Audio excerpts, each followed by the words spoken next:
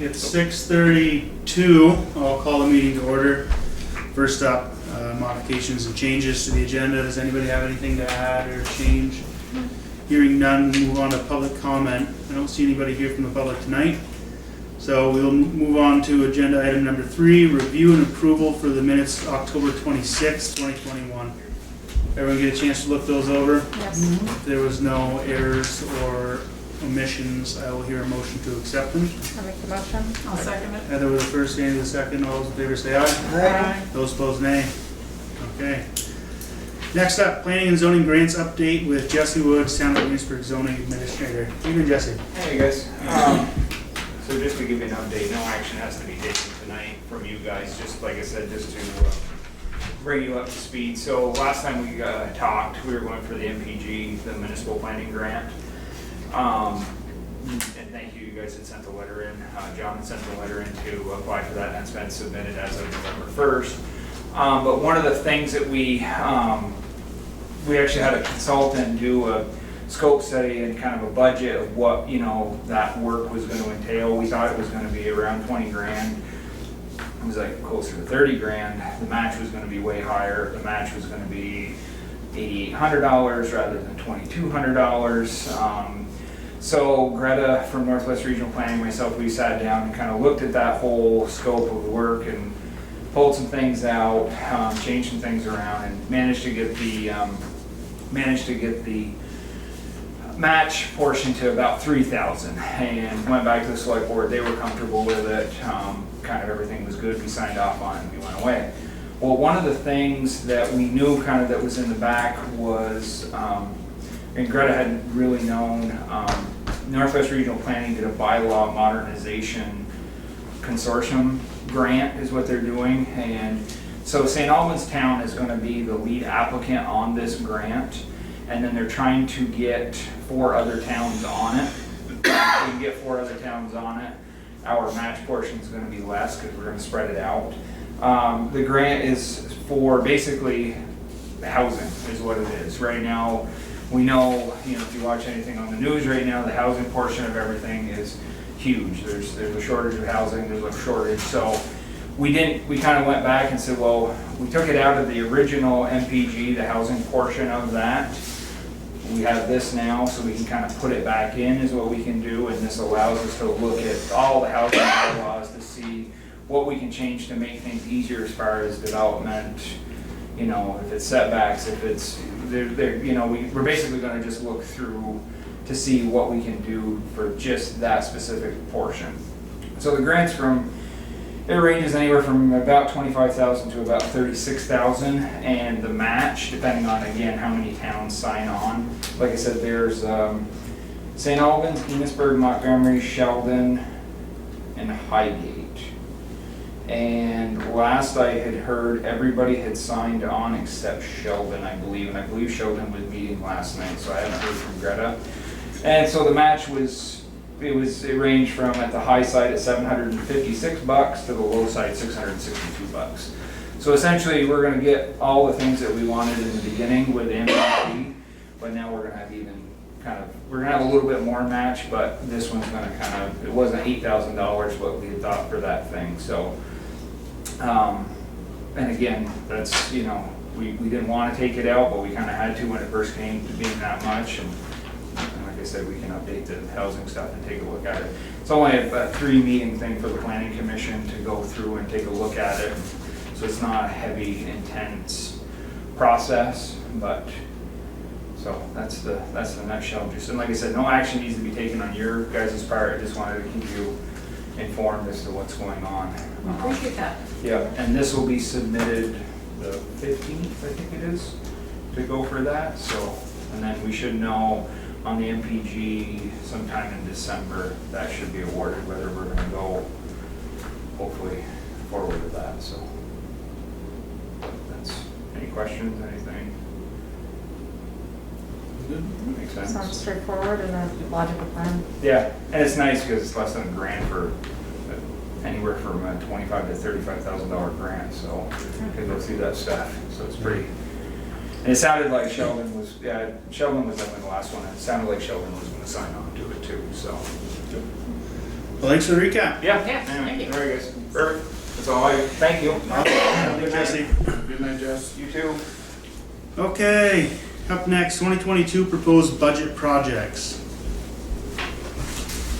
So in your packet, you'll see some materials from Heather, who had sent me and Sam some emails and wanted to talk with you guys about a project that she is interested in discussing with you guys for the upcoming 2022 budget, an extension of the sidewalk down Pearl Street. I showed the emails to Gary, and Gary did some rough numbers, rough budgeting, which you will also see in your packet material as Those well. are based on 2021, the pricing we had this year. So it may be 10 to 50. I don't know, the way this economy is, I don't know what the prices are right Yeah, now. give it a good fluctuation either way. Yeah. Yeah, I think, and that's gonna be the case for, pretty much everything for the 2022 budget. Inflation is rising so quickly right now that, Yeah. you almost gotta put an asterisk next to the whole budget. For example- saying, depending on, economic conditions as they continue throughout the year. For example, my floor, I've been paying $69.95 all summer. Last time I ordered it was $108 a bag. Went from $69 to $108 a bag for 50 pounds. Yeah. Pretty wild. And piping is just, PVC is just hard, you even going to get it. Yeah. You have to wonder where it's gonna stop. Yep. So that's one project, and then I was gonna, when Heather's done discussing that with you guys, I have something I was gonna just throw out there and see what you guys thought about it. But Heather, why don't you, is there any, Yeah, the materials in there, is there anything more you wanna say to the board Well, about that? this came up because I was communicating with a couple of different people last Wednesday actually about the new community center and what's the armory as it's going to be the community center and the town offices, and I was doing a walkability thing on Saturday as part of the Enosburg Rec program, and we realized you can't safely walk to that location as a pedestrian, which eliminates access to a lot of our residents. And so like you can see, I circled a spot where it'd be a logical spot for a crosswalk on Church Street if it's possible, and then building that sidewalk. The only other thing that I can think of is potentially crossing Pearl Street in front of the former armory, but I'm not sure if we would necessarily want to do that. But people should be able to access it with crosswalks and sidewalks, at least from one side of the road. There are no sidewalks there currently, right? No, Correct. never have. Well, not on that side of the road, Yeah. there's on Correct. the opposite. Right, so how would that work as far as landowner easement? Well, we have I believe it's a 4 rod road.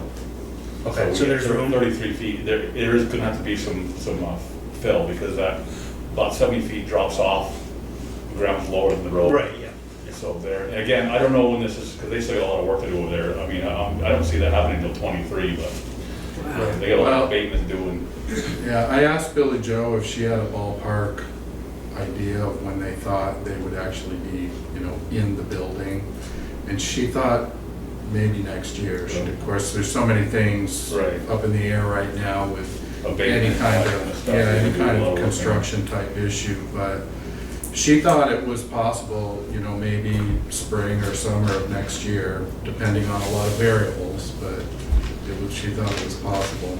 So if you relied just on a crosswalk right there, Yeah. though, you still have to, if you're coming from, And you gotta have this one. yeah, so because if you're coming from, we already part have of our this one. walking route that we did was coming from Dickinson, because we were talking about like the Okay, so walkability of that coming down through intersection. Here, more than likely. Yep, it's potentially 6 different crossings of the street, unless we have a sidewalk and a crosswalk in the spots that I indicated. And again, if you don't do any of that, you still are forced to jaywalk to be able to get to pay your bills or bring your child to a playgroup. So, and you see the cost there, the estimate, so it's just for the And that, I paving. mean, as I just till the Right, dark, I haven't, could be more, depending on what the cost of, concrete, et cetera, does over the next year or so. Gary's, ballpark estimate, just for the concrete and associated work with that, it's $20,390. If you wanted to then install flashing crosswalk beacons, that's another $6,600. St. Albans just did too.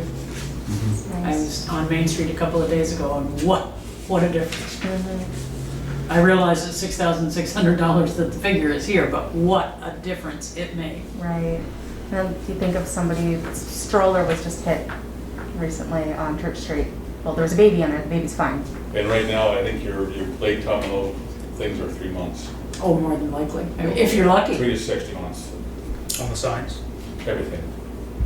Those, and they're going up. Yeah.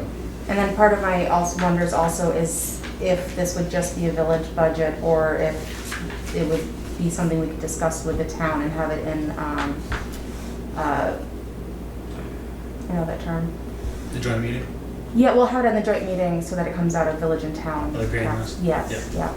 I think we should at least have a discussion with the town. too. Think about putting this in so you have access to your building. Right. Yeah, well, I can guess what their answer is gonna be, which is, it's your village, you are responsible for the sidewalks in your village. And there's actually, You did you it. gotta remember, there was an agreement made which ended up in the town creating their own road district, separate from the village, so the town pays for all of their highway department stuff, and the village pays for all of its highway department stuff, and never the two shall meet again. And that was done legally for the first time ever in this community's history, back in, I think it was 2009. So, legally, those two entities are supposed to be separated for the highway departments.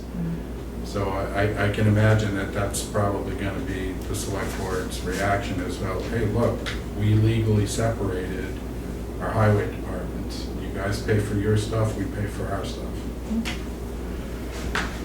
Still never hurts to ask. If we couldn't do that, how would you? I don't know if feel legally they about can 1, though, 2, 3, honestly, Eli, 4 because, related that's part of their crosswalks? charter. That'd be lots. That was, you guys maybe don't remember that. Yeah. That was a Across big here. whoop-de-doo There's already in one this here. town when that happened. Making and sure there this was one is a lot of paid. controversy over that. So that you And a could lot come of, down this pretty sidewalk. Or upset you could come people. down this, Is sort that of, these technically two. the highway? Cross here, cross Well, part again of the here. highway system. Walk There's down to sidewalks there? Yeah, whatever part there, of the highway department. Family Dollar or whatever, and then cross here if all of the crosswalks were lighted.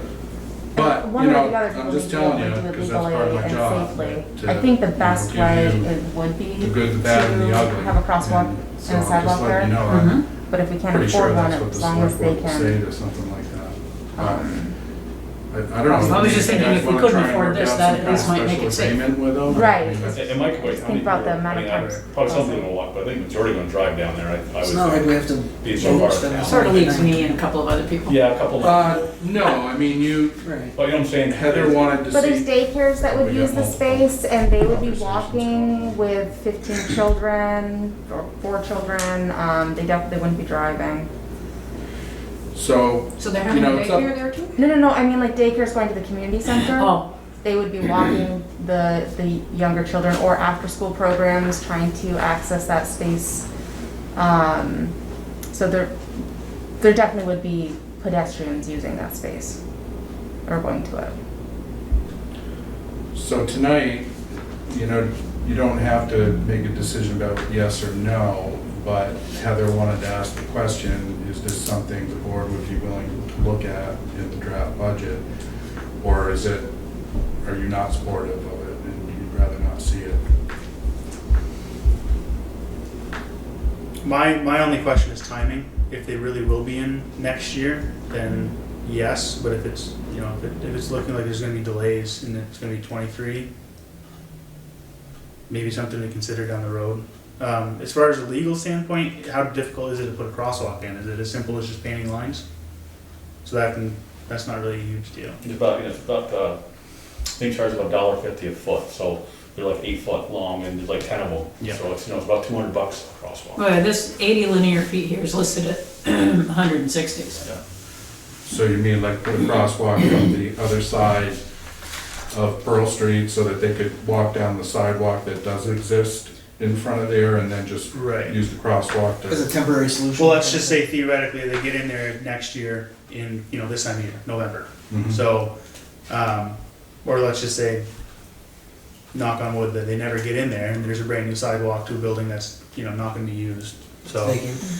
and, if they do get in next year at this time, then we'll just put a crosswalk in for now and then we'll build it. And that was my thought, if, once they're in there, we know they're gonna be there. I hate to put one in there and then it's a year or two down the road and, Year Yeah, well, three, it's four, been a five. bit already, so. yeah. Right. I mean, at least we could have put it out the following year, so we're not putting everything on a 1 year's budget. Because who knows, they're not gonna find asbestos. But all the mercury, tiles Yeah. have asbestos in them. Name it. We We know found that. it already. Right, especially if you can have a daycare in there, I'm sure there's more stringent rules. They could put petitions up and they could do all kinds of work. Yeah, so I think they got stuff to do. I don't think that it'd be a bad idea to budget at least one crosswalk in. That way, if they do get in, we'll have the money there to put one With in. the flashing lights? I feel like if you're, especially for Pearl Street, if you're gonna put a crosswalk on that road. They'd have to be um, solar ones because we don't have a power used for that. Same with the ones on Main Street, we gotta get the solar panels. Could they be moved also, or are they very permanent structure? No, they're like a speed reduction sign, they're basically on a post, same idea with a battery, with the solar. I was just panel. thinking if we decided to discontinue that crosswalk, could we take that light? Just pull the anchors out and go. Right, or once it has a sidewalk, I personally would prefer to use the sidewalk that I don't have to cross a very Right. busy Mhm. road. Yeah, So we can just pop them Use up it and some- stick we them could use it somewhere somewhere else. on Main Street. I think the cost for the 4 flashing crosswalks was $13,000 something for 4. That would make sense. We haven't ordered any yet, right? No, that's just budget, we just budgeted it. that's a dream. And then the flashing, or the speed signs have gone up, they're almost $5,000 a piece this year. Well, you guys asked for it in the preliminary budget Right. for the ones on Main Street, So so we're putting in our budget. we're gonna show it to Great. you for the ones on The Main the Street. flashing And pedestrian we'll- crosswalk. I You know, that's- About And then before you guys will Well, have to worth it. decide, whether you want it to stay in there or not, once you see what it looks like on the tax. The big question is, if we do order them, how long is it going to take to get them? Yeah. Will it be when the Well, building is ready? that's actually a good point, though, if they can be moved, if we budget in a set of flashing lights and a crosswalk, so Right. the town moves in there, boom, you can slap those up, you have the money, and theoretically you can have them. And then if, the year following, we'll put the sidewalk in, take those Discontinue pedestrian lights that up, crosswalk. and put them somewhere. We got 4, so I thought you wanted 2 at Dickinson and 2 at Right. the where the rail trail. That was my understanding. Yeah, that's what we had talked about. Yeah. But if we were only gonna order 2, I think Dickinson and in front of the Armory would be the strategic places for the 2. That's where traffic would be the fastest. Well, and Dickinson is the Pedestrian. most I blind. mean, 2, Right. there's 2, 1 for each side. Right, I meant like 2 pairs. 2 sets. Yeah, if we did 2 sets and that's all we were able to budget for, it would make sense Dickinson and then in front of the Armory. Because even WorkSafe's telling me the galvanized and the aluminum signs, like for road signs, aren't on time right now with those 2. Yeah, I can tell you, steel sales for raw materials is through the roof. It's tripled in the last 2 years, so.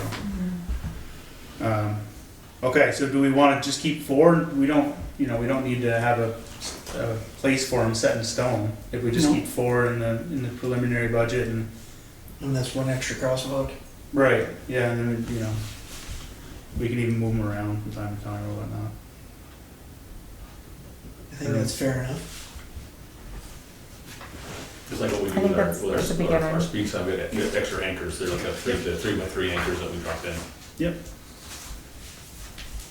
Does that sound like it's good? I think that's a beginning, yeah. Okay, perfect. And then, you said you had something, right, John? Yes, and then this is an idea that I started thinking about over the summer. I talked with Sam a little bit about it over the telephone last Friday or Thursday, and decided to see what the rest of the board's thought was about it. And whatever your decision is, it doesn't hurt my feelings either way, but it's just a thought that I had. And it has to do with the welcome signs into the community. I realize this is a little bit of a sensitive area because the welcome signs are actually owned and maintained by the Lions Club.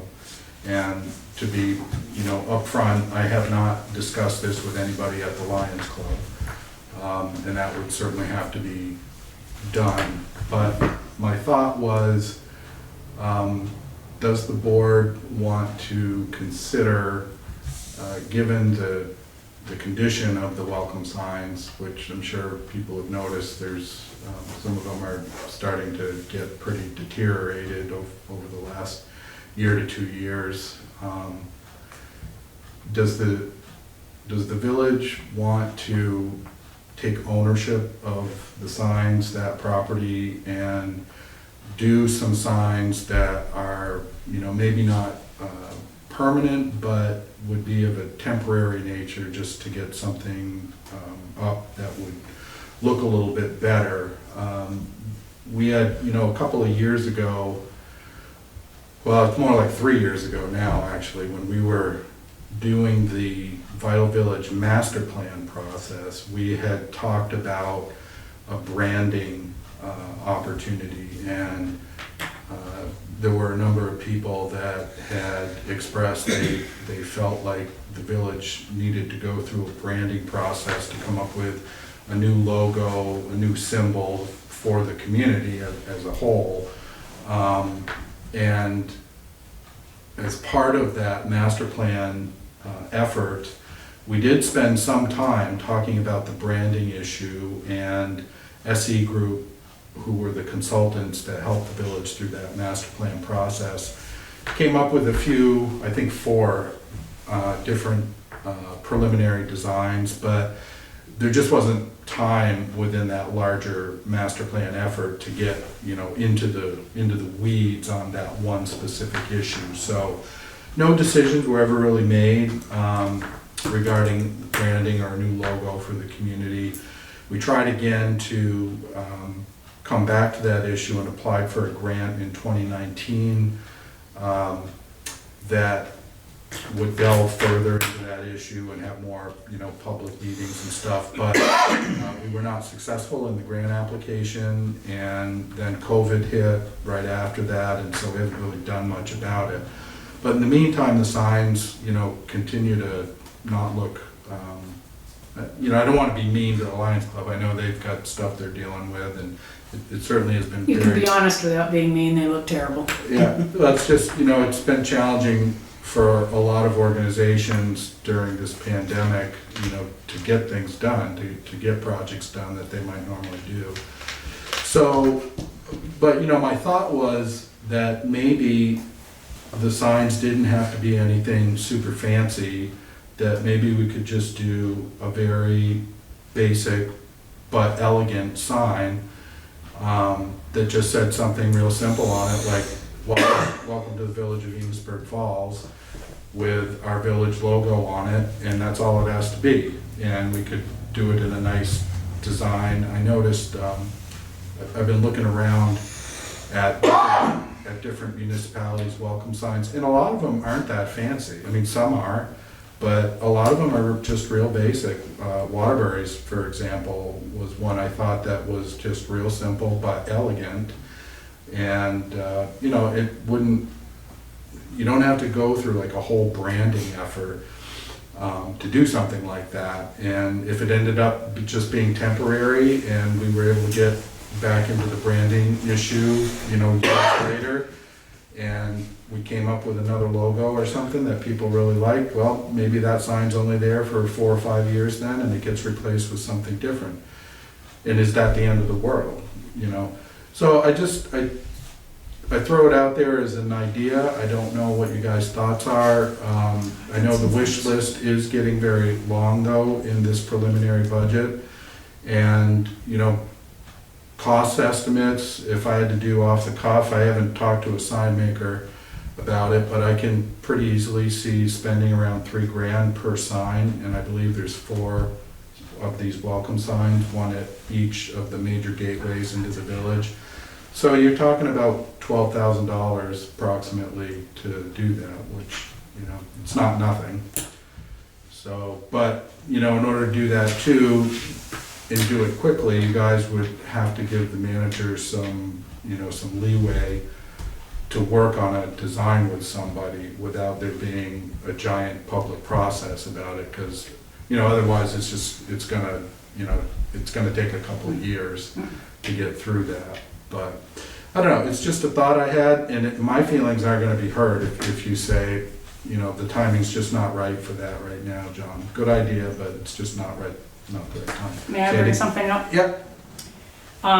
In the Enosburg initiative, David Trihorn has been working on new signs for the village all summer long. And as a matter of fact, this is an email that he sent to myself and Jim. I was a guest at this was September 16th. I was a guest at the Lions Club meeting last evening and got total approval to take on the project of replacing the 4 signs on the highways coming into town, 105, 108, both ends. You can pass this on if you wish. The attachment is a draft only. And there is, Well, there you go. So I have a look called at that. I called Dan the other day, Burns, he's the headline, and he said that he was gonna bring it up at the next meeting. But yeah, it sounds like Dave's already on it. All right. Yeah, I didn't even know that he had been talking about it. He is a very, very quiet mover and shaker. And when he sets his mind to something, Yeah. he sets his mind to I actually something, think and that's that's a what really he's nice working on. design. It Yeah, is, looks really nice. it's simple, but it's beautiful. Since we're still on signs, I got a question. I know you guys wanted speed signs all over the village, speed signs for every street. My question is, are we still talking like Center Street, Stedman Street, all the little ones? You still want speed signs on those also? Because it's gonna be pretty pesky price for Speed signs or Yeah. street signs? speed signs. Like speed limit Speed limit signs? Or not like the. Speed limit signs, 25 miles an hour. Right, not the Because- electronic thing. Because checking you've got the little, Stedman Street, you've got Archibald Street, you've got East Street, you've got Center Street, you got all these little streets that are, they're short. Because you're talking a lot of money when you start adding all these signs. I wanna make sure that I'm clear to what you want for signs. Right, and then you get roads like Weed Lane. Yeah. And you got Valentine Drive is a dead end. So I'm just trying to figure out for our budget, do you want every street in the village street signs, or you got just the main, the main like Dickinson, Elm, Main Street, all the big streets where there's true traffic, but these small streets like Stebbins, Archibald were short. Do you want speed signs on those? Those are just a block. Yeah, I don't think we need signs on all the little ones, but Because we're talking, I think if you you do all brought those, that you up. got about $4,000. right. Yeah, probably not those 1-block streets. Okay, so I just want your clarification, that's all. Well, Sandy, to get back to the welcome signs, from what you just said, the Lions Club are actually working on this. Well, I they wasn't have, aware of they that. have let Dave know that they are fine with the cow signs that are there being gone. Yeah. They realize that they have outlived their beauty and usefulness, and they were rather delighted that Dave Dryhorn came to them with this idea. A new design, yeah. So it sounds like they're supportive of it, and maybe they're gonna work with Dave to just do it. And I'm sure David will, he will find the funds, he will I'll get it done. probably make the damn signs himself, Okay, well, which he could do, he's quite the genius. all right, well, yeah, keep us posted then. I That will. sounds good, so maybe it's not necessary. No, if I they're I working really on it. don't think we need to, I think it is going to be done for If us. Dave's on the Great. case, it'll probably get taken care of. It's That's something that has been bothering him and me for a long time. Those signs were a stolen design from a greeting card. They- Yes, they really were. Yeah, no, I believe you. It was a greeting card company out of Florida. But anyway, yeah, so it's time we had something that was a little more tasteful, I think, and I think we're going to have it. I don't think it'll be this winter, but Yeah, he was very pleased after he'd been to the Lions Club meeting. that sounds great, wonderful, thank you for that update. You're welcome. Wasn't aware of that, so that's wonderful. I think it's pretty cool. Oh, your bench is here too, the new bench from the Franklin County. Okay, I have to speak with, It's in our garage, we're probably doing next Okay. spring because the weather, we gotta pour concrete, yeah, so. well, I have to speak with, sure, the mayor, Tim. Because, again, at Dave and Sally Trihorn's house, Mr. Plouffe's wife was there. And I had picked out two different spots that I thought would be perfect, and we had talked about it that night at the meeting. And Sharon has a completely different idea as to where she would like her husband's bench. So I guess I need to call him in St. Albans and say, could we meet in the park? I'm sorry, well, who's Steve Plouffe? I don't know who he is. That's, Monument. that's who, Plouffe's Monument, Oh, that's who the bench is for. And his wife Sharon has some very definite ideas as to where she would like the bench. Surprised it's not And green. it wasn't in the two spots that I had picked out at all. So, I'm glad I didn't pour concrete before now. Yeah. So I think you got plenty of time then, because it's kind of late in the year. yeah, it's winter. I mean, the ground will be We're still frozen waiting for before we know it. So we won't be looking to do it until next Yeah. spring anyway now, so. Okay. But we have it, it's stored in Good, our super. Public Works garage. Well, and Tim's got his hands full right now anyway, so he probably would be pleased if I didn't call him and talk to him about it. All right, is that it for budget stuff for now? Okay, hearing no other proposed projects, we'll move on to Transco 2021 equity offer. You'll see a memo from Crystal Courier, the finance director for Vermont Public Power Supply Authority, in your packets, along with some related materials and forms on the 2021 Transco equity offer. This is something that is done not every year, but pretty close. If the name Transco isn't ringing a bell with some of the newer members on the board, Transco is the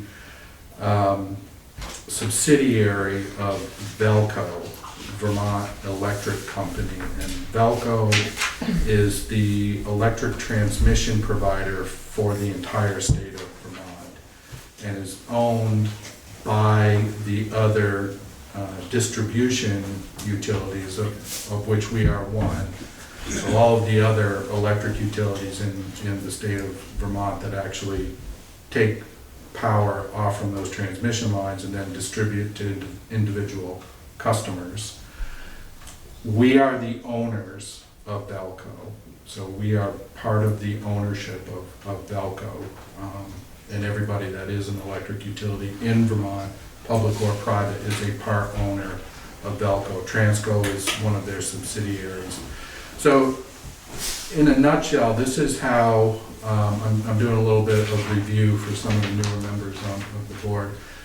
This is how Velco raises capital to reinvest in itself and build and maintain transmission projects across the state. They give stock equity offers to their owners, and that's how they raise capital. So we have always taken advantage of this. There's a very good rate of return on their stocks. Last year, we got 12.5% return on our Transco stocks, so that's pretty darn good. And I think you guys are all at least residually aware of what interest rates look like if you go to a bank somewhere, and it's nothing close to that. So we've always done very well with our investments with Transco, and as you can see in the material in your packet, VEPSA is recommending that we take all of the subscriptions that are available for Enosburg Falls. That's a total of $185,010 all in. And the way that we have always financed this is actually through Vermont Public Power Supply Authority. So they do alone, and almost all the members of VEPSA do it this way. There might be one or two that don't, that buy their stocks outright, but almost all the members of VEPSA do it this way. So VEPSA gets just one giant loan that covers all of the members that are buying the subscriptions for them. The stocks remain in VEPSA's name, but we receive still the dividends from them, each individual member, based on what your percentage of that ownership is. So we still get the return on it, and if there is a separate agreement within the members of VEPSA and the organization of VEPSA that if at some time in the future your utility decides to leave VEPSA, you can take your stock with you. You have to you know, you have to pay whatever the balance is left on it. But you can take your stock with you if you choose to do So that. it pays for itself. The stock does, yes, and then some. Yeah, we actually make some money on the stock, so it's So there's always, a good chance we're not on the hook for $185,000 if something goes wrong. and we ended up leaving Vepsa, Or you're saying? huge stock market crash, things happen. Yeah, well, in some ways, we're still on the hook because, or we'd be on the hook for our portion of it because Vepsa is supported by its membership. So whatever fees Vepsa is paying as an organization, we are paying our proportional share of that. So I'm not really saying that, you know, if everything went south in our economy and, you know, there was a crash on Wall Street, we could walk away from that scot-free. I don't think that would be fair to say that. We would still be on the line for our proportional share of whatever Vepsa costs there were for us. At that point, it might be a minimal problem. Right. Yeah. There's probably other things to worry If it about. went that bad, then, yeah, this may not Just It's be. very, Be another very piece of low it. risk investment. Yeah, these are very low risk, they've always performed well. You know, and the other thing, you know, for those of you that are newer, you know, I should probably tell you, which will help you in your decision making about this too, is the state, which regulates all electric utilities in Vermont, has kind of set it up so that you really almost have to purchase the stock anyway, because there's a clause within the regulations of the Public Utility Commission that if you do not make the investment in Velco, the state will do a bill back to you for your proportional share, and you won't get the interest return on top of it. So the state gets you either way. So Sounds you- like pretty good. So you might as thing to do to well, me. you might as well do the investment and at least get the return on it, and it is a Certainly good, beats no return. right, and it is a good return, as I said, last year we got 12.5% on that, so. I'm game. Okay, so I would need a motion, if everyone's in agreement, to authorize me to sign off on the Transco subscriber forms and subscription page, and approve the purchase of the Transco 2021 offering. I'll move. You as the first or second? A second. Sandy with second. All those in favor say aye. Alright. And those opposed, nay. Alright, that's unanimous. Up next, SQRP report. Yeah, so this is the quarterly report that we're required to have on the agenda once a quarter. This is, as the title suggests, a reflection of our quality and reliability of our electric department in relation to our customers. It's broken out into a number of different performance measurements there. With the column on the far right is our baseline, what the state wants to see us coming in at. So if you compare the next column over to the left, our annual rolling average to what the baseline is, we're still well under all of those baseline standards for each category. So not much to report on that. We seem to be meeting our performance measurements, at least at this time in the year. Looks Right. good. Yep. Why was there such an increase in meters not read?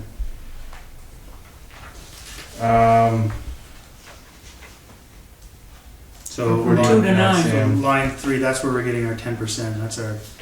That's just a high number.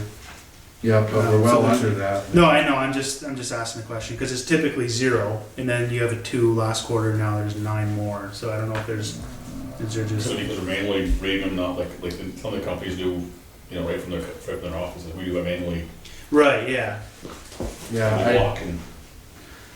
I don't know exactly why. It could have been a staffing issue, but I I guess I would look to the baseline there, and we're not anywhere close to what the performance measurement is on that.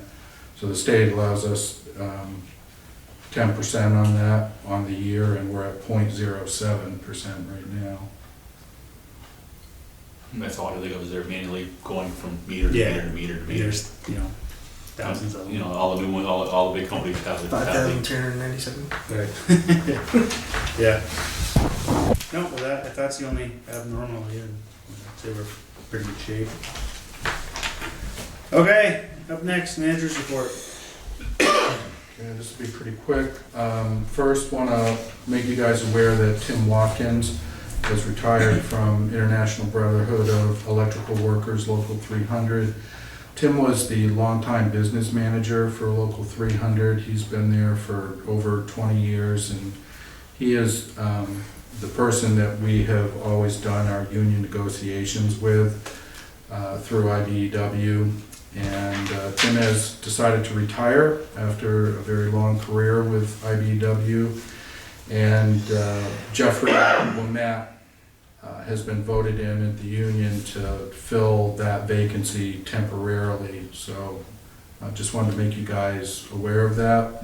We wish Tim the best in the next chapter of his life. Then next, a piece of news from some of our fellow NEPA members down in Massachusetts. So this is from Mansfield, Massachusetts, where they're developing what's being called Vineyard Wind. Is a company that has announced a project being referred to as Commonwealth Wind. And their proposal includes a first-of-its-kind partnership that will allow Massachusetts municipal light plants to purchase offshore wind power. So this is an opportunity that will make that state's power base a little greener and give them a little greener power supply portfolio. Other members of NEPA in that area that could potentially benefit from this would be also Mansfield, Hingham, and Braintree are kind of all in that area and could see some potential benefits from this offshore wind project down in Cape Cod. And then lastly, I just wanted to let you guys know I did participate in that energy panel discussion last Thursday down in St. Albans that was being held by Franklin County Industrial Development Corporation. Overall, I thought it was a pretty interesting discussion. As you can imagine, there were different opinions about things. There was some lively discussion about a variety of issues within the energy field. And I thought it was good, and all the feedback I heard from everybody that was in attendance was they felt like that was a worthwhile endeavor, a worthwhile discussion to have had. Other people that were on the panel, along with myself, were Sarah Peary from Green Mountain Power, Tom Murray from Vermont Gas Systems, Eric Fanoff from Aegis Renewables, that's a solar array company if you're not familiar with that name, Reggie Beliveau from Swanton Village, Rebecca Town from Vermont Electric Co-op, and Paul Lambert from Efficiency Vermont. So worthwhile. John, what's the next steps with that? Well, it's part of a larger planning tool that FCIDC is working on putting together. This is their 50th anniversary, 50. And they've never really had like a plan, like an official plan to move the county forward. And so this is kind of a new endeavor that they're taking, and they're looking at a wide variety of different issues within the economy of Franklin County. So energy is one of those areas, but they're also looking at things like highway infrastructure, agriculture, things like that. They've kind of divided up the economy into different areas, different sections. And they're going to try and create a comprehensive plan that would look at moving the county forward economically into the future. I don't know for how long into the future, whether it's gonna be, you know, a 5-year plan or a 10-year plan or whatever. But they're gonna try and put together a plan, looking at all the different sectors of our economy, and put that down on paper as a working document.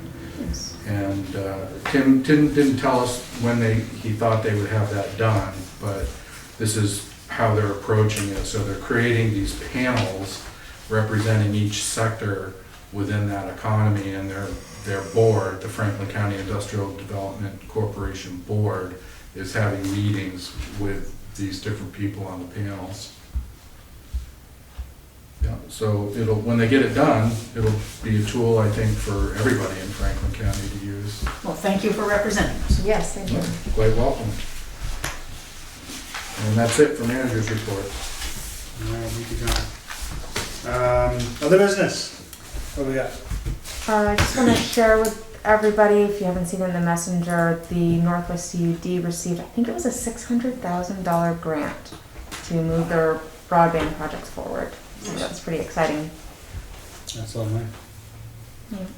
Probably not enough, but still a lot. But it's a It's a start. start. Yeah, I think it's to kind of like help them set up their systems and get them in a place to be able to get more grants. Yeah, well, good. That's good. Super. Anything else? I threw mine out already. All right, hearing no other business, I will hear a motion to move into executive session for negotiations in which premature public knowledge may compromise the position of the municipality. Make the motion. Heather is the first, Eli the second. All those in favor, say aye. Aye. Those opposed, nay. All right, we're in executive.